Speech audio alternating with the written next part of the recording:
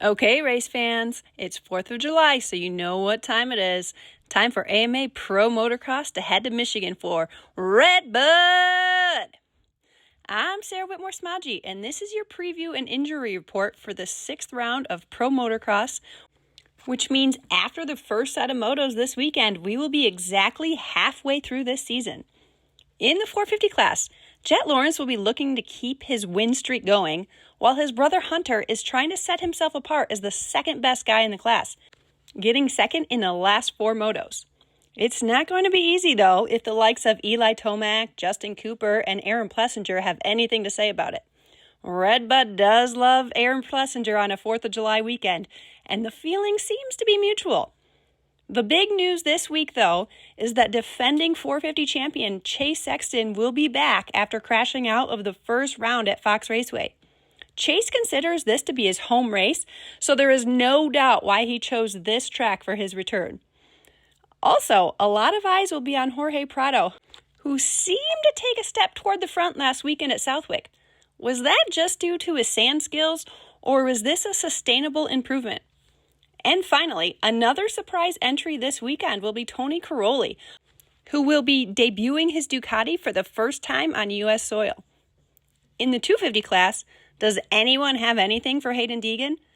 He did mention last week that RedBud is not his favorite track, especially after he got 5th there last year. So if Levi Kitchen, Joe Shimoda, or Tom Viel want a chance at beating Deegan, now is the time. Now, for more on that sweet RedBud track, here is Jason Thomas.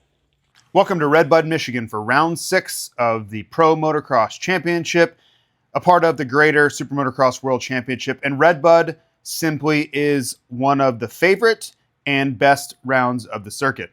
Doesn't matter if you're a fan, doesn't matter if you're team industry or personnel, doesn't matter if you are a racer, everybody seems to love RedBud. Now, this track has undergone so much change over the last 30 or 40 years. And for you youngsters, go back on YouTube, look at races from the 80s and 90s at RedBud, and look how hard-packed this track used to be. The second motos would actually have standing water. I raced on these tracks after they would be watered leading up to the second motos, and we would have puddles, standing water. We would get splashed so badly because we were down to the base and the water simply had nowhere to go, but they needed to keep dust down. Now, flash forward to any time, say past 2010, and you have a very soft, loamy, even sandy racetrack at RedBud, and it's simply much better. There's more traction, the riders enjoy it much more, and it's able to absorb the water that is applied to it. It just makes for better racing. Now, it's a lot ruddier. It does get somewhat one-lined at times here at RedBud. If you ask the riders, it can be very difficult to pass, and you really have to think about where you can make moves and set yourself up for those specific sections. James Stewart talks about this quite a bit. There are only certain sections of certain racetracks where you can make a move, and if you put a lot of effort into trying to make a move in places where it's unlikely, you're simply wasting energy. So watch for that this weekend. The sand loops, there are a couple of sections where you can really race down the inside and try to beat them to a spot. That's where passes have to be made at RedBud. This weekend's going to be great. The weather looks fantastic. It is going to be a hot Saturday, but watch for this to be one of the all-time great RedBud events. We get the return of Chase Sexton. Everybody knows the storylines. Have a great time, enjoying it wherever you may be. Thanks, JT. Now for the injury report brought to you by Leatt. In the 450 class, the only person missing is Dylan Ferrandis with a leg injury. As we stated earlier, Chase Sexton will make his return to racing this weekend.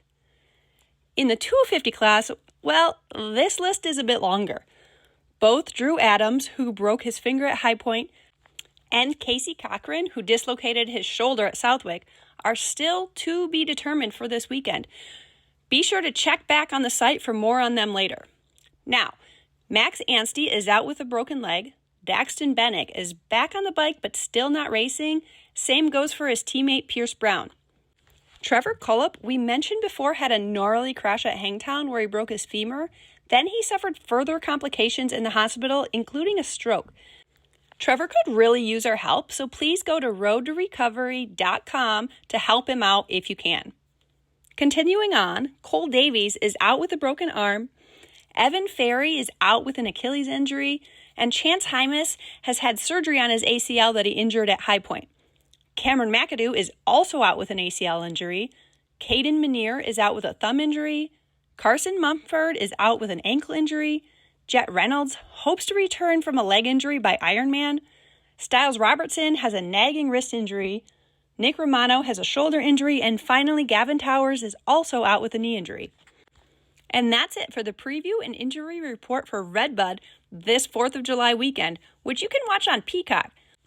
450s will race first again this weekend, and the second 450 moto will also air live on NBC. However, if you have the opportunity to go to a national this summer, as a Michigan girl myself, I have to suggest watching RedBud in person, as the atmosphere is something that just can't be replicated on TV. Not to mention on Friday, SMX Next will race for the second time this summer, and another Tony Bow, the 37-time Trials World Champion, will be on site doing a Trials demo. Allegedly, Jet Lawrence is going to challenge him to a nose wheelie contest on Friday. As a Trials rider, my money is on Tony. There will be so much action this weekend, you can expect fireworks on and off the track. You are not going to want to miss it.